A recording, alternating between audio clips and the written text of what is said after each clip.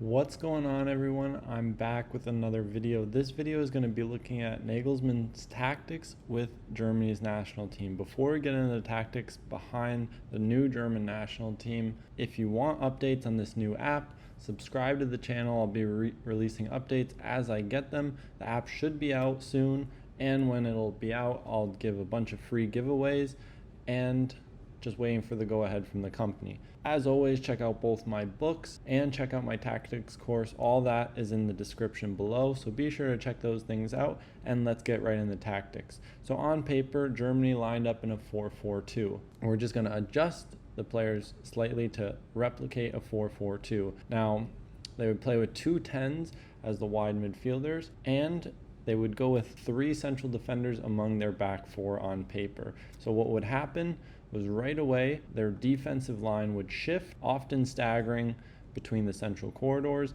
Their left fullback would go into the width and create width. This would allow their 10s to operate between their lines, and Musiala could often fan out into the wide area to create width and make room for Sané. Sané could also come as a number 10, arriving in the blind side of the holding midfielders of their opponent and overloading this area to create a 3 versus 2. So one of the interesting tactics that they implemented is when the two forwards would be more oriented towards the holding midfielders, we could create staggering. One would stay higher, looking to affect the midfielder. So when the ball was moved into the wide central defender and the back line would shift across with the midfield, we would then see the shape changing into a 4-3-3. So oftentimes with the midfielders, they could be very oriented towards the 10s if the center backs want to keep a +1 superiority at the back. This would then create a problem in midfield. So when the winger would jump, the central midfielder would have to shift over even further. And now the player from Germany could drop into midfield as we stagger our holding midfielders. So we could stagger our holding midfielders to affect different players with Sané, our number 10, starting the blind side of the midfielders, or we could stay very narrow just on the outside shoulders of the two central strikers, trying to separate the connection between the two. So when we attract the wide player to jump, midfielders will shift over, and now on the circulation, if the press continues, we'll have widened the two strikers for then Sané to come deeper. So we have a vertical pass and we have third man connections straight through the center of the field. And in this instance, this is when we could have Musiala fanning out wide to then create a forward option. Or if we go on to the left, we can have a bit of an overload with a diamond, and we have our 10 operating between the lines, as well as our fullback pushing on. That can create some problems out wide, creating a 2v1 if the players move wider, or affect the midfielder to try and continue progression in the center.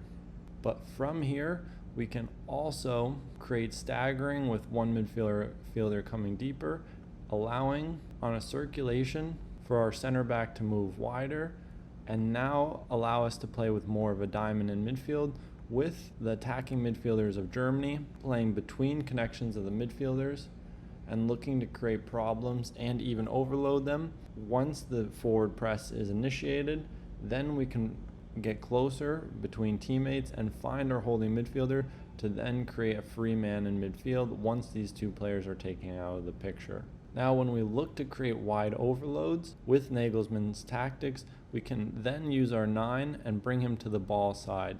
This creates an overload in the half space, and it looks to pin the fullback. So usually our central defenders will shift across, and now our fullback can release, but now we have a number 10 operating in the blind spot of the holding midfielder. So if he jumps to go and press, there's a lot of space for him to use off either shoulder of the midfielder, and with players on the weak side able to attack diagonally, runs in behind. If the line is stepped up, they can then play in behind. The team is a bit deep right now and the distances are a bit off, but you get the idea. So if the team is stepped up like they should be and there's space in behind, from the far side, players can run across and attack the outside shoulders. So this will force the defense to distance themselves from one another and potentially get isolated. But with our striker on the ball side, we can create free players, and now we can stagger our holding midfielders, creating diagonal passes into different areas of the field, and set up the third man if we choose to play vertically. If not, we can play diagonally to find this player. So if either striker goes to press or they lose the staggering and the cover shadow, we can create diagonal access to the half space to get this player facing forward and going at the back line. So these are just some general ideas around how Nagelsmann will look to set up the German national team. Hope you guys enjoyed the video, and I'll see you in the next one.